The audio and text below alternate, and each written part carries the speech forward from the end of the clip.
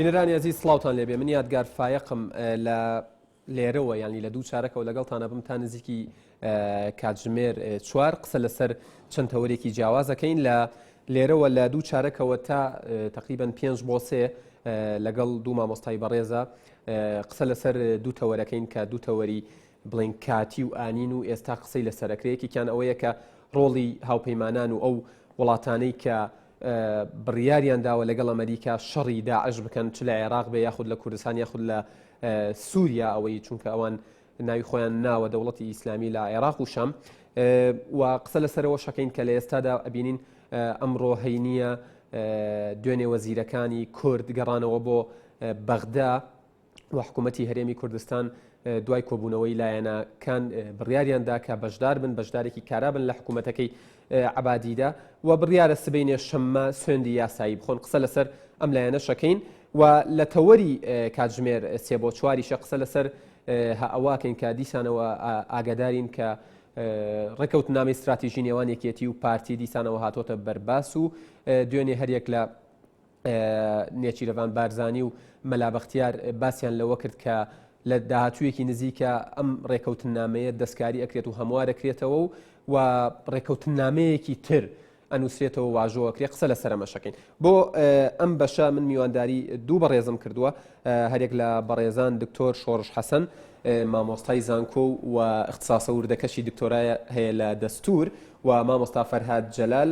مامۆستای زانکۆیە بێگومان و ماستەری لە سیاسەتی نێودەوڵەتیە بە خێراتنتانەکەم سەر و سەرچاوماناتن کە کاتی خۆتان بە بینەرانی ئەناڵتیە بەخشن. دکتۆر شۆڕش من لای تۆ دەست پێیەکەم ینی قسە لەسەرەوە بکەین قسە زۆر لەسەرەوەکرێ ئەوترێت ینی کاتێک وڵاتێک بڕیارەدات پەیوەندی دیپلۆماسی لەگەڵ تۆ هەبێ پەیوەندی لە بواری ئابووری لەگەڵ تۆ هەبێ لە بواری بازرگانی لەگەڵ تۆ هەبێ یاخود گۆڕینەوەی خوێندکار لەگەڵ تۆ بێ ئەمانە کۆمەڵی شتی یاساین و ینی هێندە قورس نین بەڵام کاتێک وڵاتێک بڕیار ئەدات چەک بۆ تۆ بنێرێت ئەمە ینی مەسەلەیە کە حساباتی خۆی هەیە لەسەر ئاستی گیانە تۆ چۆن لەم پەیوەندیانە ئەڕوانی و پێت وایە کە پەیوەندی کورد و وڵاتانی دەرەوە بە تایبەت وڵاتە زلهێزەکان خۆناغێک چوو بێتە پێشەوە یان چییە مەسەلا؟ بەڵێ سپاس بۆ تۆ سڵاو بۆ بینەرانی خۆشەویستی کەناڵەکەتان بەنسبەت پەیوەندی هەرێمی کوردستان لەگەڵ وڵاتانی ئەوروپا بە تایبەتی ئەمریکا ئەوانە ئێمە دەزانین دروستبوونی ئەم هەرێمە لە سەرەتاوە لە ئەنجامی بڕیاری 6 بوو 6 ساڵی 91 بۆ پاراستنی خەڵکی ئەو هەرێمە بوو کە لە ئەنجامی ئەو کۆڕەوەی ئەو ماساتێکەوە خەڵکی هەرێمی کوردستان تووشی بوو ساڵ 91 بۆ ئەو هەرێمە ئارامە دامەزرا بە تێپەڕینی ڕۆژگار دوای چەند ساڵێک ئەم هەرێمە وەکو دەسەڵاتێکی خۆماڵی هەرێمی کوردستان بوو بۆ واقع تا دوای ڕوخانی ڕژێمی پێشوو ئەوە بووکەوە دەستوری عراقیش بە دیکۆمنت کە ئەمریکا لە عراق وجودی هەبوو ئاعترافی بۆ هەرێمە کرد بە دەسەڵاتەکانی ئەم هەرێمە کرد بۆیە ئێستا پەیوەندەکانی وڵاتانی ئەمریکا و وڵاتانی ئەوروپا لەگەڵ هەرێمی کوردستان لەسەرەوە ئەساسە تقریباً خۆی دەبینێتەوەکەوە ئەم هەرێمە پاراستنی ئەو هەرێمە لایەزار لە ئەستۆی ئەوانە مەسئولیەتی ئەم هەرێمە بۆی جارێشتر تەنها پرسەکە ئەگەڕێتەوە بۆ پاراستنی هەرێمەکە یاخود پاراستنی بەرژەوەندی خۆیانە لە هەرێمەکە ئەمە وەکو نقطەیەکی ئەساسی کە لە ئەساسدا بۆ پاراستنی خەڵکی هەرێمەکە ئەم هەرێمە ئارامەدانرا بەڵام ئێستا کە بۆتە ینی بەواقع خۆی فەرز کردووە هەرێمە لە ناو عێراقدا پرۆسەی سیاسی لە عێراق ئەمریکا لێ بەرپرس بوو هات ئێستا پێویستی بۆ یەکەوە ئەم هەرێمە بەردەوام بێ دوور بێ لە مەترسیەکانی هەر ڕێکخراوێکی تیرۆریستی وەکو داعش یا هەر دەستدرێژێکی مەسەن حکوومەتی عراقی بۆ سەر هەرێمی کوردستان بۆ ئەوەی کەوا هەرێمە پارێزراو بێت تەبعاً کۆمەڵێک لە پشت ئەو مەبەستە کۆمەڵێک مەبەستی تر هەیە کە لە ئەمریکا وڵاتانی تر هەیەیانە لە هەرێمی کوردستان بە تایبەتی هەرێمی کوردستان یاخود ئەو بەرژەوەندیانەگەر ئاماژەی پێ بدەیت ینی لە ئێستاە زۆر جار ینی ئەوانەشی کە چاودێرن بەسەر وەزعکەواڵێ ئەمە قسەیەکی کرچووکاڵە گەر بوترێت ئەمریکا پێویستی بە هەولێرە یا پێویستی بە هەرێمی کوردستانە تۆش هەمان بۆ چونت هەیە یان پێت وایە نەخێر هەرێمی کوردستان و پێگە جوگرافیەکەی شتی گرنگن و و هێڵی سوورن بە نسبەتی داری ئۆباماوە ناخۆی موقعی جیۆپۆلیتیشی هەرێمی کوردستان گرینگە بۆ ئەمریکا بۆ تایبەتی مەسەن ئەمڕۆ کە لە عراق تو هەموو عراقات عراقی ڕزگار کرد بەڵام لە عراق سەرتاپای هەرێمی کوردستانی لێ دەرکەی ناوسەیەکی ئارام نییە بۆ ئەمریکا کە مەسەن ئیش و کاری خۆی تێدا بکە بەڵام کوردستان ناوسەیەکی ئارامە بۆ بەرژەوەندەکانی وڵاتانی تر و ئەمریکا کوردستان وەکو ناوسەیەکی ئارام بەکاری دێنن لە پێناو ئەوە پارێزگاری لەو هەرێمەش دەکەن بۆ ئێش مەسەن کە دەبینین لە ماوەکانی تر یەک دوومان پێ ئێستا مەترسی تیرۆ لەسەر هەرێمی کوردستان هەبوو دەبینین وڵاتان ئەمریکا و وڵاتانی تر هاتنە جواب یعنی بێدەنگ نەبوون لە بەرامبەر ئەو مەترسیەدا دەستەوەستان نەوەستان تەمان کۆمەڵێک بەرژەوەندی هەیە بەرژەوەندی ئابووری هەیە بەرژەوەندی سیاسی دکتۆر دێمە وڵات بۆی قسە لەسەر بەوردی لەسەرەوە بۆستین بەرژەوەندیەکان چین مامۆستا من دێمە لای تۆ مامۆستا فەرات ینی دوێنێ و پێرێ وا بڵاو بۆەوە کە یەکێکی تر لەو زانیاریانی کە لە ئانووساتی نزیک بوونەوەی داعش لە مەخمور و دوایەوەی شنگالیان کۆنتترۆل کرد ینی ترس لەسەر وڵاتیانی هەولێریش دروست بوو و هەندێک ماڵ و حاڵی خۆیان بەجێش لەوەی کە داعش شێرش بکات یان با بڵین دەستەواژەیەکی علامیش نیە خوانە خواستە هەولێر بکەوێت بەڵام ئەوتوێت ینی ئۆباما وتوێتی هەولێر بپارێزن ئەمە چی لێ ئەخوێندێتەوە بەڵێ ڕەنگە وەڵامی ئەم پرسیارە بەچینەوە بە پرسیاریش پێشە لە جەناوی دکتۆر کرد باشترە واسەکەم پرسیارەکەی تو زیاتر تەرکیز بێ لەسەر هەولێر کەمە بەس هەرێمی کوردستانە وەک پایتەختی هەرێمی کوردستان بەڵام پرسیارەکەی لە جەناوی دکتۆرە کرد زیاتر باسی کوردیشی کرد وە لە پرسیارەکەدا باسی کرد کە ئەو پرسیارە کورت و کاڵەکە بڵین ئەمریکا پێویستی بە هەولێرە ئێمە هەمیشە باس دەوەکەی نەکرد بۆ کورد یان بۆ زۆر وڵاتانی ترک یا بۆ زۆر هێزە بچووکەکان یان مامناوەندەکان کە وڵاتە زلیازەکان ڕۆل گرنگیانە بۆ هەمیشە مەڵین ئەمریکا ئەڵێن هێزە گەورەکان دنیا بەڵام پرسیارەکەی تۆ زیاتر لەوەیە ئەی باشە ئەی کورد بۆ ئەوان چ سوودی یان هەولێر بۆ ئەوان چ سوودیە من پێم وایە جیازەیە لە نێوان هەولێر و کورددا کورد وەکو نەتەوەیەکی گەورەوە و هەولێر وەکو هەرێمێک لەناو وڵاتێکی وەکو عێراقدا ئەگەر وەڵامی پرسیارەکەتەوەمەوە کە بۆچی هەولێر بپارێزرێ یان گرنگی هەولێر چیە پێم وایە تا ڕادەی زۆر جەنابی دکتۆر کەمێک ئاماژەی پێوە کرد ڕۆڵی کورد لە عێراقدا یا هەرێمی کوردستان لە عێراقدا تا ڕادێکی زۆر بۆ ئەمریکا بۆ وڵاتانی ڕۆژاوە لە ناوچەیەکی نادیموکراسی پڕ ئاژاوی گەرمی وەک ڕۆژڵاتی ناوەڕاستە تا ڕادەیە گرنگە لەبەر ئەزمونێکی هەیە وەلەوەی نەتۆی کورد هەوڵەدەی بڵێ مامۆستاکە ئەو ئەزمونە دیموکراسیەی سەرڕای تێبینیەکان لەسەری لێرە هەیە باشترە لەو ئەزمونەی لە چوار دەورمان یعنی ئەزمونەکرێت و ڕۆژانە ممارەساکرێت من تاشی لەسەرەوەکەم کاڵی بە تێبینیەکان چونکە ناتوانین بڵێن ئەو ئەزمونە دیموکراسی بە بێت تێبینی بەڵام ئەڵێم ئەو ئەزمونە دیموکراسی بەراورد بە ناوچەکانی تری عێراق واتە بە ناوچە سونیەکان و بە ناوچە شیعەکان لەو ئاژاوە تایفێ گەورەی کە لە عێراقدا هەیە ئەو ڕۆڵە ئابووری و سیاسی کە هەرێم پێشکەوتنی بەخۆ بینی پێشەوەی یەشەکانی داعش بێت بۆیە کەوتنی ئەم ئەزمونە جگەل لەوەی کە کەوتنی نمونەیەکی بچووکی دیموکراسیە لە هەمان کاتا دیسان و ئارامی و ئستقراری عێراق تێگاتەوە بۆ ئەمریکا هێندەی ئێستا ئەمن و استقرار گرنگە هێنگە دیموکراتی گرنگ نییە ئەمریکا باش لۆ تێگەشتەوە کە بەبێ بەشداریکردنی هەموو پێگاتەکانی عێراق تازە ناتوانێت دەوڵەتێکی عێراق ئارام و جێگیر دروست کات لە ئێستاشە بۆ ئەمریکا استقرار زۆر گرنگترە لە دیموکراسی بۆیە زۆر بۆ ینی سەقامگیری بەنسبەت ئەمریکاوە گرنگە چونکە ئەمریکا خۆی لە 2023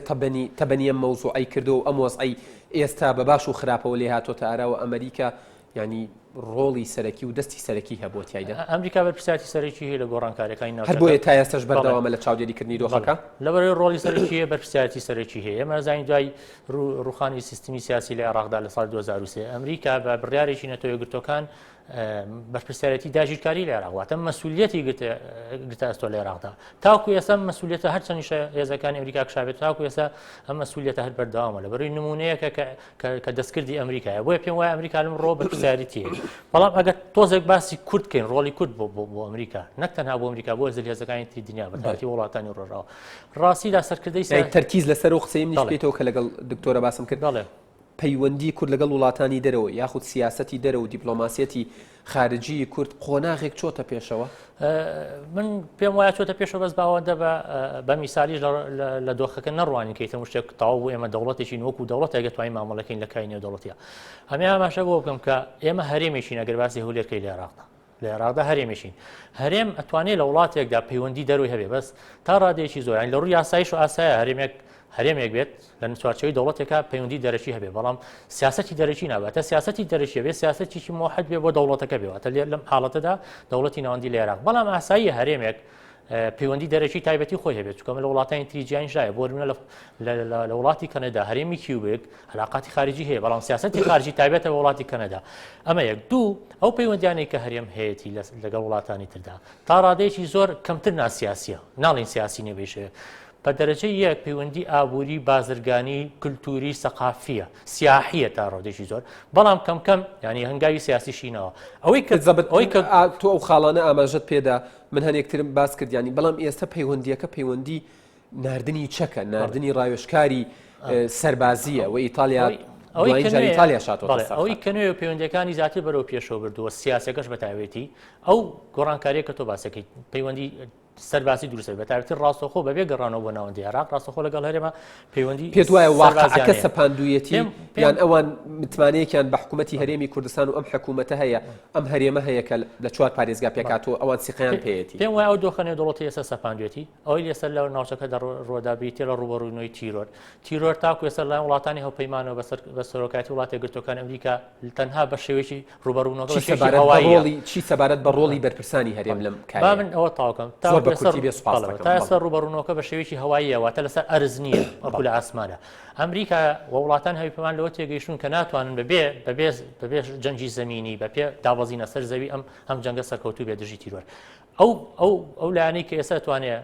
تاکو ئەم ساتە وەختە قسەی تیاکەین بە فعلی لەسەر ئەرز جەنگی دژیرۆ کووردە بۆیە چ لە عێراق و چ لە سووریا کوردن لەسەر زەوی بابلین خەوار چەکداری کووردە چ پێشمەرگە بێ چ شەڕوان بێ چەکداری کووردە کە لەسەر زەوی ئەم ڕۆڵای بینێ بۆیە پێم وایە ئەمە سەنجێکی قورسایەکی زیاتریەوە بە کورد ئەمە واکە کە بڵێین مامەڵەکردنەکە لە ئاستێکی سیاسی سنووردار تێپەڕێ واسێکی پێشکەوتوتر و بەڵواری سەربازیشەکە من بێگومان دێمە وڵات دکتۆر من سەر لە نوێ دێمە وڵات ئەمەوێ ئەو قسانە تەواو بکەی سەبارەت بە بەرژەوەندیەکان و من پرسیارێکی دیکەم یعنی مامۆستا ئاماژەی بەوە داوتی ئەمە هەر نابێ باس لەوە بکەین ینی بەرژەوەندیەکان چین ئەی کورد چ گرنگیەکی هەیە بە نسبەت ئەوانەوە ئەی کورد چی کردووە ئەی بۆچی هەولێر من دووبارە دەگەڕێمەوە سەر ئەوەی کە ئەم دروستبوونی ئەم هەرێمە لەسەر ئەساسێکی ئینسانی دیام دانران نەک سیاسی ئەم دۆخەش بەردەوامە هەتا ئێستا ینی ئەو تەعاملاتی کە لەگەڵ هەرێمی کوردستان دەکرێت هەمووی لەسەر ئەساسی سیاسیە لەو چوارچێوەیە نەچۆتە دەرەوە کە بێتە لە چوارچێوەی ئینسانیە نەک چوارچێوەیەکی سیاسی بە شێوەیەک تەعامل لەگەڵ هەرێمی کوردستان بکرێت وەکو یەکەیەکی سیاسی بۆچیەگەڕێتەوە ئەمە بۆ ئەوە دەگەڕێتەوە بۆ ئەوەی ناگەڕێتەوە ینی قسەیەکی ئەوترێت ئەمە بۆ واگەڕێتەوە زیاتر دوو پارتە دەسەڵاتدارەکە کە پێش هاتنە دەسەڵاتی بڵین گۆڕان و یەکگرت و کۆمەڵەوە ئەوان سیاسەتی دەرەوەیان سیاسەتێکی حزبی بووە نەک سیاسەتی ینی چۆن بڵێ وەکو حکوومەتێک یاخود وەکو هەرێمێک تەعامل بکەن لەگەڵ دەرەوە زیاتر احتیمامیان بەوە داوەکە بۆ نمونە نووسینگەی حزبێک هەبێت لە ئەمریکا تاوەکو نوێنەرایەتی هەرێم کە هەش بۆ بەڵام ئێمە لە ئەنجامی دۆخێکی ئینسانیەوە کە ئەو وەز ئەمان بۆ دروست بوو نەمە هەڵی ئەومان نەداوە وەکو هەرێمی کوردستان ئەم دۆ خەبەری نەپێشەوە بیبێنە قاربێکی سیاسی پەیوەندەکەمان وەکو پەیوەندی دیبلۆماسی سیاسی لەگەڵ وڵاتانی دەرەوە ڕێک بخێن لە چوارچێوەی بەرتەشی حیزبایەتی ماوەتەوە مە هیچ دەدایشتر بۆ نمونە مەسەن ئێستا ئەگەر باز لەو هەموو پەیوەندیانە دەکرێت کە ئەو هەموو یارمەتیە دەکرێت تا ئێستا چەکی گرنگ وەکو بۆ ئەو پاراستنی ئەو هەرێمە نەهاتووە لەوانەیە لە چوارچێوەی سەچی سووک و ئەوانە هات بێکەوە نەتوانی تۆ ڕوبەڕووی مەترسی هەندێک خەتەری گەورەی پێ بکەیتەوە وەکو داعش دەستدرێژی وڵاتانی دراوسێت جگە لەوەش مەسئولی زۆر وڵات ئەوانەی کە هاوکاری هەرێمی کوردستانیان کردووە ئاشکرا ڕاشکاوانە وتویانە ئێمە لەگەڵ ئەوە نینکەوە دەوڵەتێکی کوردی دامەزرێت ئەو هاوکاریانە ئێمە بۆ سربەخۆیی کوردستان ئێمە زیاتر قسەی ینی ئەوترێ دەمە قسەی سەر شاشەی تەلەڤیزیۆنەکان و قسەی سیاسیە بەڵام بۆ نمونە تۆ ئەبینی مووسڵ ئەکەوێ یەکێکە لە پارێزگا گەورەکانی عێراق ئەمریکا بەو شێوەیە نایەتە سەرخەت کە ترسی کەوتنی هەولێر دێتە ئاراوە یعنی هەست ناکەی ئەم بەراوردە هەندێک نامەکە بڵێ کورد ڕۆڵی نەبووە یاخود کورد سیاسیەکانی نەیانتوانی وە دەوری خۆیان هەبێت ئەم قسەیە ئەوەی کە بەتایبەتی ئەڵمانیا وتی سەرۆکی ئەڵمان مستەشاری ئەڵمانیا وەزیری خارجی ئەڵمانیا کە وتیان ئێمە لەگەڵ سەربەخۆی هەرێمی کوردستان دانین ئەمە قسەی واقعە تعبیر لەو دیبلۆماسیەتی هەموو وڵاتانی دەکات چوەگەر وانە بواە مەسەن لانی کەم پشتیوانیان لە کورد دەکرد لە ناو پرۆسی سیاسی عراق دۆخەکەی بەرەو پێشەوە چوو بە ئێمە دەبین مەسەن ئێستا کورد چۆتەوە ناو پرۆسە سیاسیە بە فشاری لەوانەیە یەک لە ولایانانە ئەمریکا ئەوە لە تەوەری دووەمە دێمەلاتان بەڵام وەکو پێویست مەسەن داخوازەکانی کورد دەستەبەر نەکراوە جا بە هەموو شێوەیەک یعنی ئەمە تۆ هەر وڵاتێک لەسەر خۆیەتی وڵاتانی دەرەوە هیچ بۆ تۆ ناکە هەر وڵاتێک کە دروست بووە یەکەم زار جوودی خۆی دروستی کردووە ڕاستە هاوکاری بێگانە پشتیوانی بێگانە یارمەتی وڵاتانی دەرەوە گرنگ بووە بۆ ئەم وڵاتە بەڵام ئەگەر خۆی شتێکی نەکرد بێ مستەحیلە توانی بێتی دەوڵەت دامەزرێنی بۆ نمونە تۆ سەیری ئیسرائیل کە یا هەر وڵاتیشتر کە دۆخی لە ئێمە خراپترە بۆ خۆی دەستی کردووە بە ئیش توانی وێتی کەرێنە وەزعی دیبلۆماسیەکان ئیستیغلال کە بۆی کەوا لە قازانجی بەرژستنەوەکەی خۆی داخوازیەکانی خۆی بەکاری بێنێ بەڵام ئەوە لای ئێمە نەبووە وەکو وتم تا ئێستا مەسەن ئێمە لەو دۆخەی ئێستاش کاتۆتە پێشەوە وەکو پێویست پەیوەندیەکانمان لەسەر ئەساسێکی دیبلۆماسی ڕێکوپێک دانەمەسراوە بۆ نمونە ئێستا ئێمە وەکو هەرێمی کوردستان کەوتینە بینی دوو بەرژەوەندی دوو وڵاتی دراو سێ خۆشمان دابش بووین لێرە بەسەر بەرژەوەندەکانی ئەو وڵاتانی درە تا ئێستا خیتابێکی یەکگرتومان نییە بۆ تەعاملکردن لەگەڵ هەموو ئەو تەناقوزاتانەی کە لە ناوچەکە و لەگەڵ لە لای وڵاتانی گەورە هەیە ئەوترێت قسەیەکەیە ئەوترێت ینی زۆربەی سەرکردەی لایەنە سیاسەکان ئینکاری ناکەن ئەڵێ ڕەنگە لە ناوخۆ گەر ینی تێبینیە کە بێ لەسەر ئیشی یەکتر و ناکۆکیەک بوونی هەبێ بەڵام کە ئەچینە دەرەوەی کوردستان و لە عێراق وەکو یەک لەش وەکو یەکتەن وەکو یەکیان ئێمە تەعاملەکەین و یەک قسە و یەک دەنگ و یەک ڕەنگمان هەیە ئەمە بە قسە ڕاستە ئەمە بە قسە ڕاستە بەڵام لەسەر ئەرزی واقع لەسەر ئەرزی لەسەر پەیوەندیەکانی هەرێمی کوردستان لایەنەکانی ناو هەرێمی کوردستان لەگەڵ دەرەوەدا ڕەنجی نەداوە بەرپرسیارەتی دەسەڵاتەکانی هەرێمی کوردستانە حکوومەتی هەرێمی کوردستانە کە بەڕاستی ئەم دەسەڵاتانە یعنی زیاتر مەسەن دەسەڵاتی ڕاستەخۆ یعنی دەسەڵاتی حیزبە هەیمنەی کردوە بەسەر ئەم دەسەڵاتە پێویستە موسساتەکانی هەرێمی کوردستان بە شێوەیەک تەعامل بکەنکەوە تەعاملەکان لەسەر ئەساسی سیاسی موسساتی بێت دەرچێت لەوەی کەوا تەعاملی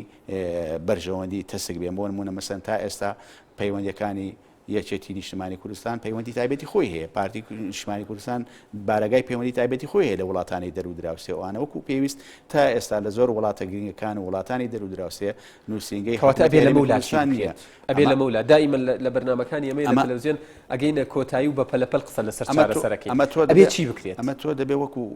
یەکەم موسساتەکانی ناوخۆت ینی داموزگاکان دەسەڵاتەکان بە موسساتی پێ بە داموزگاوەی کەی لە کاریگەری و هەژمونی حیزب بیت دەرەوە بەڕاستی بە خەڵکی بەتوانا و پرۆفیشنال و پێت وایە بە هاتنە دەسەڵاتی سێلایەنی ئۆپۆزیسیۆن کە تەواوی کایەکان و تەواوی کونج و کەلەبەری ینی دام و دەستگا و حکوومەتی ئەم هەرێمەیان خست بۆ ژێر پرسیارەوە گۆڕانکاریەک بێتە ئاراوە نەخێریس پێم وانە یانی ناتوان لەبەرەوەی هەمان ئەزمون و هەمان غەڵەتی ئەوانیان دووبارە کردەوە ئەوانی شاتون بە هەمان شێوە هەمان ئەو کە ئەوان ڕێشیان ئەوانیش دیسان بەسەریدا ڕۆیشتن و عینیشت هاتن شتێکی نوێیان نهێنا شتێکی نوێ نەپاستەکەم من دێمەولات مامۆستا تۆش بەو ڕۆژبینیە لە دۆخەکە ڕوانی کە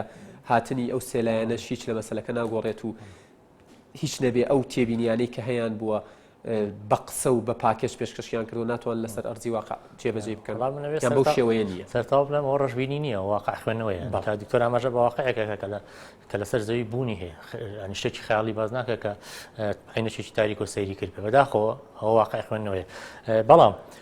من پێم وایە بەشداریکردنی لایەن ئۆپۆزیسیۆنەکان لەم کاتەیە لە دەسەڵاتە ڕەنگە سەر ڕای هەموو زیانانەی کە دۆخەکە بەرەو باشتر نەچوو لە ناوخۆیەوە تووسی کۆمەڵی گیرروگرفتی گەورەتر بووین بەڵام ئیجابیەکی هەیە ئیجابیەکەش ئەوەیە کە ئەگەر هاتوو بەو شێوە نەبوونە لەوانێت دۆخەکە کە تووشی ئەم قەیران ئابووری و قەیرانە سیاسی و قەیران سەربازیەش بووین تا ڕادێکی زۆر لە ناوچەکانی شنگال و هەندێک ناوچەی خوارکەرک و گوجەلەولاش لەوانێت لەمە خراپتر بووە ئەمە پرسەکە واتە سوودیشی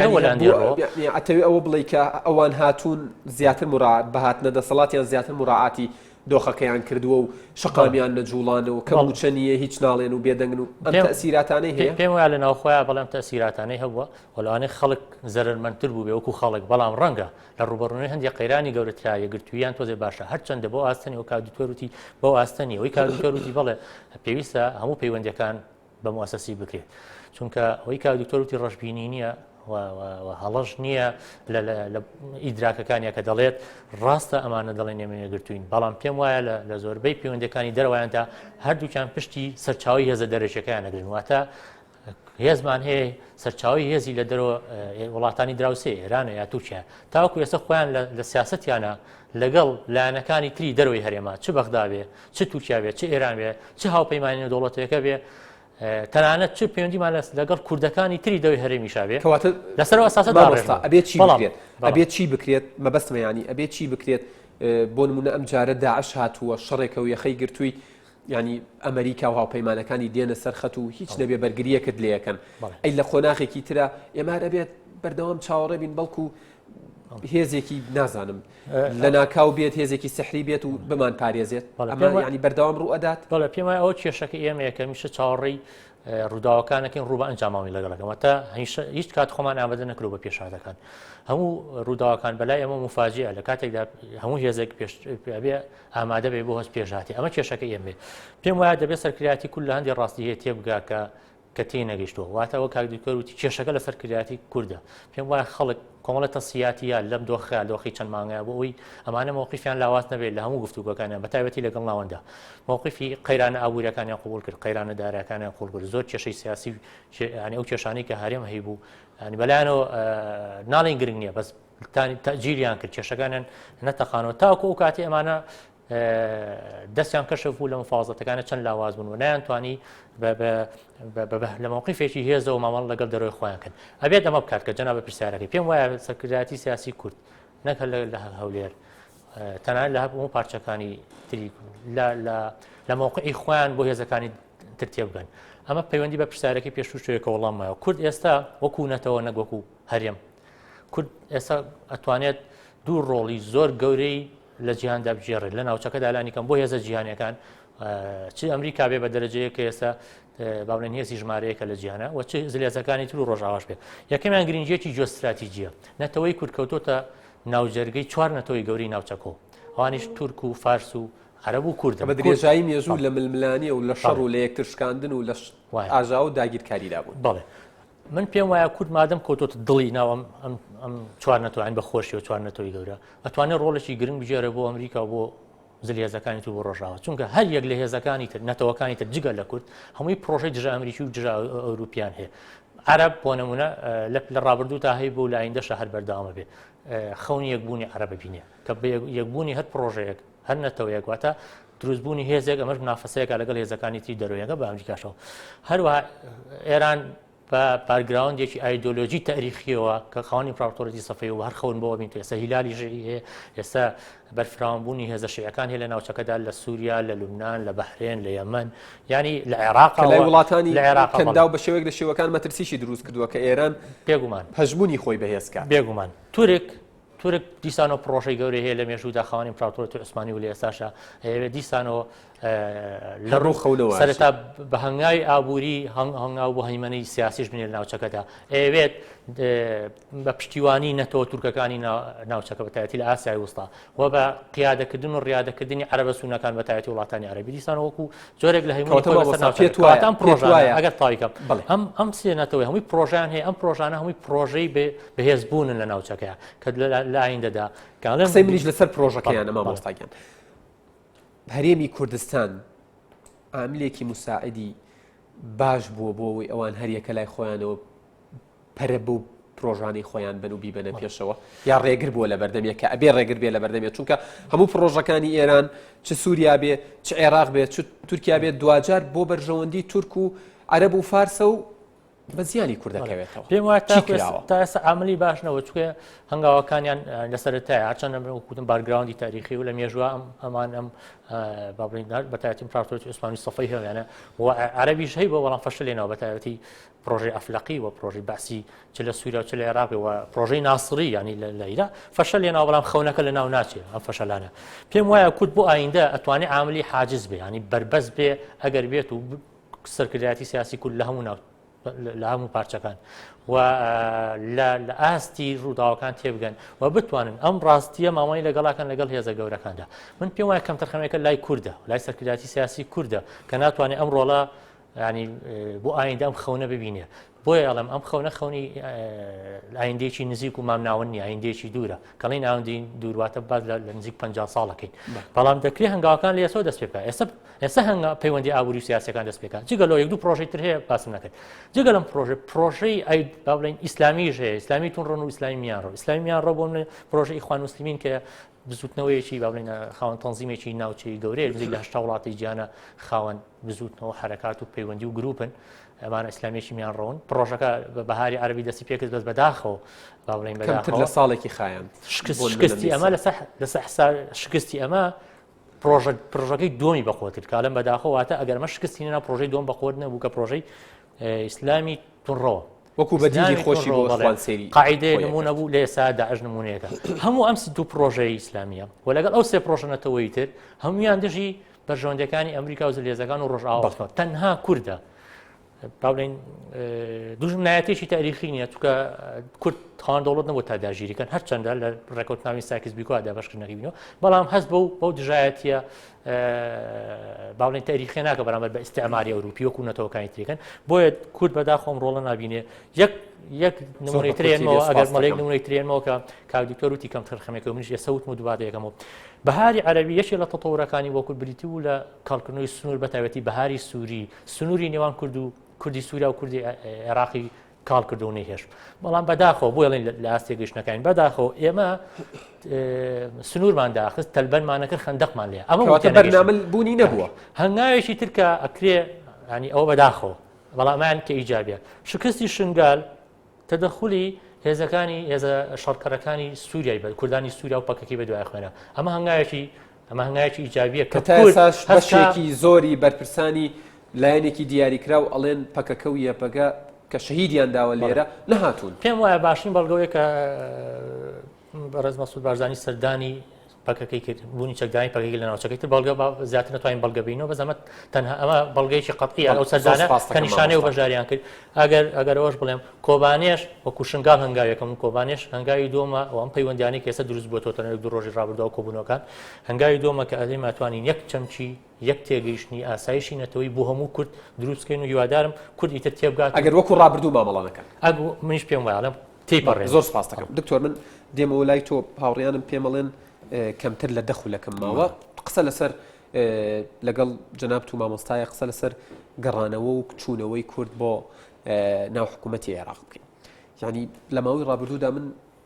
هەر لەم ڕووماڵە تایبەتە چاوپێکوتنم لەگەڵ یەکێک لە ئەندامانی وەفدی دانوستانکاری کورد لەگەڵ بەغدا کردوتی ئێمە دانوستان لەگەڵ دیوارەکەین یعنی دانوستاندن نییە هەر ئەبێت تەنازولات هەبێت و دان هەبێت هیچ وەرناگرین لە بەرامبەرە بەڵام ئێستا بینینەوەتانێ سەرۆکی حکوومەتی هەرێمی کوردستان ئەڵێ ئێمە ئەمانەوێت بەشدارێکی کارا و کاریگەر بین لەناو حکوومەتەکەی هەباتی دیسان ئەمە بێ دراسە نەکراوە ئەم هەنگاوە یان پێت وایە بوونی کورد لە بەغدا ڕۆڵی خۆی بەڵێ بەداخەوە ینی ئێمە دەبێ هەر قسانە دووبارە بکەینەوە و کە کورد استراتیزیەتی نییە لەنە لەسەر ئاستی تەواوی کوردستانی گەورە و پەیوەندی لەگەڵ وڵاتانی دنیا و وڵاتانی دەوروبەر چ لە سەر ئاستی ناوە خۆش بە تایبەتی ئێمە لە هەرێمی کوردستان لەم چەند شەوەش لە بەرنمەیەک ینی باسی ئەوم کرد کە هەرێمی کوردستان لە ساڵی 92 بڕیاری بە فیدرالیکردنی ئەم هەرێمەی داوە پێ دروستکردنی پەیوەندی ئەم هەرێمە لەگەڵ بەغدا دەبێت لەسەر ئەساسی فیدرالی بێ ئێتا ساڵی 2023 تقریبا 11 ساڵ دەکات تۆ مەفروزە لەم 11 ساڵە کە دەزانی ئەمە ڕژێمەکە دەڕوخێ خۆت ئامادە دەکەی لانی کەم لە دوای ڕوخانی ئەم ڕژێمە بەرنامە تەبێت استراتیزی تەبێت بۆ ئەوی بنەماکانی فیدرالیەت لە عێراقدا مەزرێنی بە تەواوی لە بەرژەوەندی خۆت نەک بە زیانی خۆت بەڵام ئەوەی لە 2023 کرا وەکو پێویست نەبوو ئەمە هەموو وەکو پێویست نەبوو دەستورێک دانرا کە ئەم دەستورە نە سنووری هەرێمی کوردستانی دیاری کرد نا بەشداری کوردی لە بەغدا وەکو پێویست مسۆگەر کرد کە ئەمانە بنەمای فیدرالیە کورد ڕۆڵی کارای هەبوو لە نووسینەوەی ئەو وەختە کورد ڕۆڵی کارای هەبوو لە عێراقی ڕۆڵی کارای هەبوو شتێک نەبوو لە عێراق بە ناوی دەوڵەت هەموو ئەوانەی کە هاتبوونە سەر حکم لە عێراق تازە بوون لە سیاست و لە حکومکردن لە ناو عێراق بەڕاستی چاویان ئەزموونی حکومڕانی کورد ینی ئەزمونێکی هەبوو خاوەنی ئەزمون بوو پاڵپشتیشی هەبوو بەڵام بەداخەوە ئەوە نەبوونی استراتیزیەتە ئێستاش ئەمە چەندین جار وەفد دێ و دەچێ ئێمە نازانین بۆ خۆشمان نازانین چیمان دەوێت داوای چی دەکەین و لەگەڵ چی قسە دەکەین چونکە لە مفاوەزاتە تۆ دەبێت لایانی بەرامبەر دیاریکەیت چ جیهەتێکەکەوە بڕیار بەدەستە مرکزی قەرارچیە لەگەڵ ئەم جیهەتە قسە بکەیت بۆی کەواشتەکان لەوێ دەستە بەرکەی ئەمە نییە نازانین ئێمە لەگەڵ چێت لەگەڵ پەرلەمانی عێراقی لەگەڵ عەبادی یا لەگەڵ کوتلەکان دیار نییە دوایی کورد وەکو پێویست تۆ ئێستا ئەمە نزیکی 3 مانگە مانجی دووسێ مانگ بەر لە ئێستا من لە بەرنمەیە کە لێرە یەکەم دانیشتنی پەرلەمانی کوردستان هەر لە سۆیە من ئامادە بووم یعنی ئەو وەختە من ئاماژەم بەوەدا کەوت ئێستا ئەمە غەڵەتەکەەوە کورد دەسێ بەشداری پەرلەمان دانیشتنی پەرلەمانی عراق دەکە پێویستە تۆ داواکاریەکانت چیە ساڵێکە گلەی لە حکوومەتی ناوانی دەکەی پێش ئەوەی بەشداری بکەی بە عملی بچێ ناو پەرلەمانەکە ئینتیخابات کراوە بڕیاری خۆت دەکەوە بەشداری ناکەی تا لانی کەم داخوازیە هەنووکەیەکانت بۆ جێبەجێ نەکرێت بەڵام ئەمە نەکرات بەڵام بەشداری ئەوترێت قسەی حکوومەتەکەی عەبادی زاڵترە بەسەر قسەی کورداوە ئێستا تەنها داواکاریەکی سەرەکی کورد ناردنی پارەی یاخود سولفەیەکە ئەمەش بۆ واگەڕێتەوە کە ئەمان خۆیان حاضر نەکردووە کە بتوانن بۆ 6 مانگ بۆەوەی لە قەیرانی پێش ئەوەی پەرلەمان دابنیشێ مەفروزە تۆ زەخت بکەی فشاری خۆت بکەی داوای شتەکانی خۆت بکەی بۆ ئەوزا بەشداری پەرلەمانمان کرد دەستەی سەرۆکایەتی پەرلەمان هەڵبژێرا سەرۆکایەتی کۆمار هەڵبژێرا حکوومەتەکە پێک هاتووە تا ئێستا ئێمە هەر لە دواوە هەر ینی ئینتیزار دەکەین کە مبادرە بکرێ بزانین ئێمە دوایی چی بڕیار ڕەتفعلێکمان دەبێت شتەکە لەو لاوە دەرچی ئەوزا ئێمە ڕەتفعلمانەوێ نابێ ئێمە خۆمان وارانە هاتووینکەوە پێشتر ئێمە خاوەن بڕیار بین خاوەن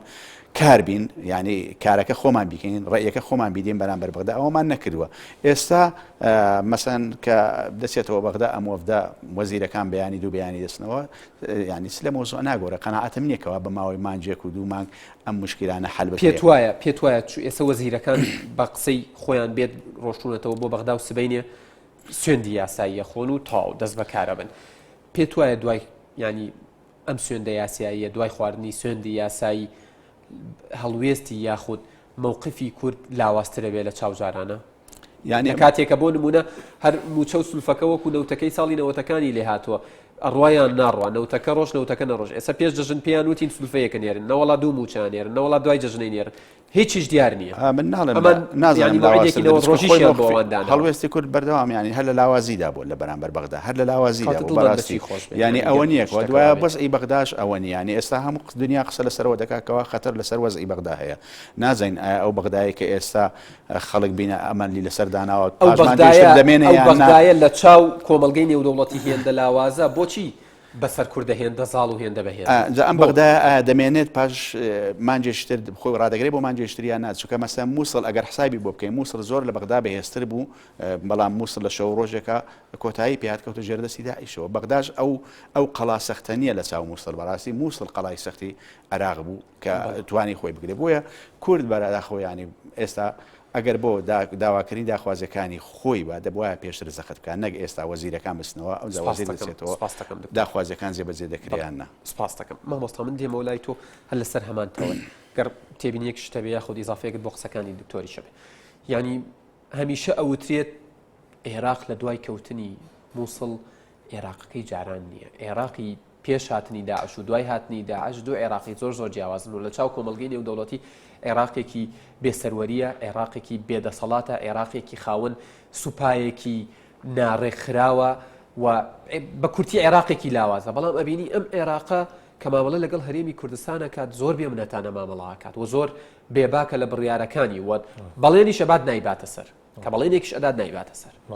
ئێمە گریمانەیەکمانەیە لە پەیوەندی نێودەوڵەتیان دەوڵەتی لە ناوخۆیان لاواز بێت لە دەرەوە تەهمی شەکرێ ئەوە دۆخەیەکی عێراقەسە تووشی هاتوواتە لە دەرەوە لەواتی حسایی بۆ بکرێ وەکو فاعلێک وەکو مەفعول یاسایی و هەمیشە دەستی وەردانە ئەو هێزانی کە دەست لە عێراق دەدەن با بڵین بە پشتیوانی کورد دەستوەردان ناکەن ئەمە یەکێکە لە خاڵ لاوازەکانیمە بەڵام خاڵی لاوازی سەرەکی خۆمانی وابدەم کا دکتۆر زۆر بە تەفسیلی زۆرڕووی ئەم ڕوشیکرەوە من پێم وایە کورد نازانین لە عێراقات چێوێ ڕاستە لە ساڵی 92 ینی باز لە فیدراالەکە بەڵام ئایا فیدراالی تەوێ وەکو فیدراالی ماوەڵەکە نە وەکو ینیگەمان داواکاریەکیانێ بۆ شوێ ماوەڵ ناکەن واتیانێ فیدراالی بێ بەڵام دەسەڵاتەکانیان لە هەرێمێکی فیدراالی زیاتر بێت لە هەندێک ڕۆ بە پێچەوانەوە ینی من پێم وایە لە شتەکان تێگەشتون کە زۆر جار ئەوترێت بەرپرسەکانمان کە بە کوردی قسەکەن مستەلاحاتی کوردی بەکارێن دەستەواژەی کوردی بەکارێن ئەڵێت نابێت عێراق مرکز بێت هەموو شتێ لە لای ئەوە نبێت کە قسە شەکەن بە قسە باسی ئەڵێن حکوومەتی مرکزی باش ئێمە دکتۆر جەنابی پسپۆرە لە دەستورەوە ئەزانێ دەستور لە وڵاتانی فیدراالیا چۆنە دابشکردنی تەخەسوس و اختصاسەکان لە نێوان ناوەندوو هەرێمەکانە چەند جۆرێکمان هەیە پێم وابێ ینی ئەمە ڕوونە ئایا ئەمان گرنگ نییە هەر جۆرێکیان بەڵام ئایا چ ناوەن چ هەرێمەکان کە چونکە ئێستا تەنها هەرێمەکانی هەرێمی کوردستانە ئایا بەپێی ئەو دەستورە مامەڵەکەن دەستور دوه شتەکە کە لە لێدوانەکانیانە ئاماژەی پێغن واتە دەستوریش حسابێکی بۆ ناکرێت پێم وایە وەک چۆن شەڕی لایەنەکانی ئۆپۆزیسیۆن پێش چوونە دەسەڵات لەسەر دەستور بوو ئێستا لە پەرلەمانە باسێکی ئەو تۆی هەر باس ناکرێت تا ئێستا نازانینایە لە پەرلەمانە گەڕاوەتەوە یان نەگەڕاوەتەوە فعلا بە تعبیر عامەکە لە سفری دوای فاریزەیە ینی لە عێراقیشە ئەمەیە بە کوردیش ینی هەموو تاوانەکان نەخێنە ئەستۆی ناوت ینی پێمان نەبێت تەنها مالیکی بەرپرس و لە وەزەی عێراقە چونکە مالیکی تەنها دەسەڵاتداری عێراق نەبوو هەموو زۆربەی زۆری هێزە گەورەکان و ئەموو نەتەوەکان بەشداریان لە دەسەڵاتی سیاسی عێراق بەڵام مالیکی ئەو بووکەڵەی ینی پێش هەموو واجهەیە هەموو ڕووداوەکان بوو کە لە 2000 گۆچەکە بەسەری ئەوەشکا پێم وانە ئەو کێشەکە شەخص بێ لە عێراق تا کێشەی باڵین بنیادی گەورە هەیە بەنسبەت دەوڵەتی عێراقەوە لە ساڵی 1920 کە دەوڵەتی عێراقی درۆتاوەکو ئێستا دەوڵەتێک نییە بەمانەی خاوەن یەک نەتەوە بێت عێراق من پێم وایە هەر بەبێ نەتەوە ژەمێنێتەوە کاڵەی نەتەوەواتە دەوڵەتێک نەتەوەیەکی بێ کەمیان خۆیان بە هاوڵاتی بزانن بەڵام هەرێک لە پێگاتەکانی عێراق وشەی عێراق بەکارێنن تەنها وەکو درۆیەکی سیاسی هەرێکە لەوان چوارچێوەیەکی تری ئینتیما بۆ خۆیانە دەستنەوە کە دەوڵەتی عێراق نییە کوردە سنەیە شیعەیە تورکمانە هەر پێگاتەیشتر بێت ئەمە یەک دوو لە ناو خۆشمانە یانی ئەمە کورد پێمان وای عێراقی بوون درۆیەکی گەورەیەکە لە عێراقی بوون بەڵام لە ناو خۆشمانە کاکزۆر پێشی ئاماژەی بێکرد مامەڵەیەکی یەکگرتومان نییە لەگەڵ بەغدا ڕاستە بەیە وەف دەچین ڕاستە بێ وەف دەچین بەڵام بەڵام وەفدەکە یەک مەرجعی نییە وەفدەکە ڕەنگە پێنج کەس کە پێنج یەک مەرجعی نییە و یەک موقفیشینە لەسەر ئەرزی واقع ناڵێم لە لێدوان و لە بەردەم شاشای بەڵام لەسەر ئەرزی واقع ئینتیمابوون بۆ بەغا و دژایەتیکردنی بەخا جیاوازە من نمونەیەکە بووینەوە زۆر بە کورتی بێ بەڕێزیبان بارزانانی لە کاتێکا کە لە گرمەی کێشەکانی نێوان ئێمە بەغداد و پێشکەوتنی مووسڵ هەر کاتێک کۆبوونەوەی ینی زۆربەی زۆری ناڵم هەموو کاتێ زۆر چار کۆبوونەوەی هەبووە لەگەڵ بەغداد بۆ کێشەکان ئەچوو ئەستەمبول ئەنقەرە ئەنجا چۆ بەغداد مامەڵەکردن لەگەڵ ئەگەر تۆ فەرێمێکی لە کێشەکانی لەگەڵ عێراقەیە پێش سەردانکردن بۆ ئەنقەرە ئەبجا بۆ ڕۆژی دوای بۆ بەغدا ئەمە کێشەیەکی گەورەی مامۆستا فەرهاد من پێمەڵێن کاتم کۆتایی هاتووە بەڵام پرسیار ناکەم دوا پەیامی تۆ سەبارەت بەچوونەوەی یاخود بەشداریکردنەوەی کورد لە حکوومەتی عێراق من گەشتبین نیم بەمە پێم وایە لە ژێر زەختێکی باڵین هەرێمی و نێودەوڵەتی زیاتر چوونەوە پەیوەندی بۆ هەڵوێستە لاوازەی سەرکرداری سیاسی کوردە و سەرڕایکەوتنی مووسڵ سەرڕای ڕامانگەیان کە عێراق لە دوای مووسڵ عێراقی پێش مووسڵ نییە بەڵام بەداخەوە ڕووداوەکانی شنگال و دواتر ئەو فشارەی کە لە ئێمەکرا سلمانی کەمەرج نییە عێراقی دوای مووسڵ هەمیشە لە بەرژەوەندی ئەمە بێت زۆر سپاس ئەگەر عێراق بەو دۆخی ئێستایەوە بمێنێ 4 ساڵی تری ئەم 4 ساڵش تاوا دەبێت ئەمە هەر وەکو ساڵوەکەی ڕابردوو هیچ سنگایەک بەرەو پێشەوە نەچوویت بڵێ زۆر سپاس بۆ دکتۆر شۆرش حەسەن مامۆستای زانکۆ و دکتۆرا لە دەستور سپاس بۆ مامۆستا فەرهاد جەلال مامۆستای زانکۆ و ماستەر لە سیاسەتی نێودەوڵەتی سپاس بۆ کاتەی بە بینەرانی ئێناتیتان بەخشی بینەرانی ئەزیزم ئێرە ئێناتیە شاشەکە بەجێ مەهێڵن لە دوای کاتژمێرسێ لەگەڵتانە بم لەگەڵ مامۆستا ئەحمەد میرە و دکتۆر ڕێبوار کەریم مەحموود بۆ قسەکردن لەسەر ڕێکەوتنامەی استراتیژی نێوان یەکێتی و پارتی